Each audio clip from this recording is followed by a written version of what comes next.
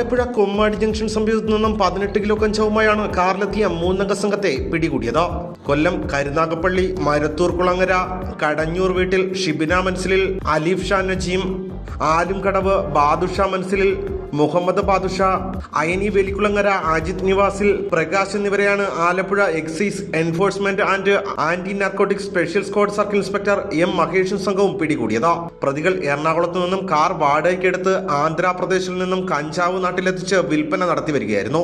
ആലപ്പുഴയിലെ അതിർത്തി പ്രദേശങ്ങളിലും എറണാകുളത്തുമായിരുന്നു പ്രധാന വിൽപ്പന കേന്ദ്രം. ധാരാളം യുവാക്കൾ ഇവരുടെ സംഘത്തിൽപ്പെട്ടിട്ടുണ്ട്. ഇവരുടെ സംഘത്തിൽപ്പെട്ട മറ്റ് പ്രധാന വ്യക്തികളെ കുറിച്ചുള്ള വിവരം എക്സൈസിന് ലഭിച്ചിട്ടുമുണ്ട്. കൂടാതെ ലഹരി കടത്തിന് സാമ്പത്തിക സഹായം ചെയ്യുന്ന ചൂനാട് സ്വദേശിയെക്കുറിച്ചും എക്സൈസിന് വിവരം ലഭിച്ചിട്ടുണ്ട്. പ്രതികളെ കോടതിയിൽ ഹാജരാക്കി റിമാൻഡ് ചെയ്തു.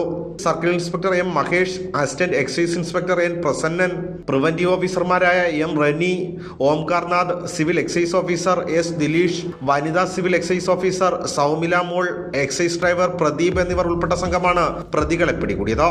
ഭാരത് വിഷൻ, ആലപ്പുഴ.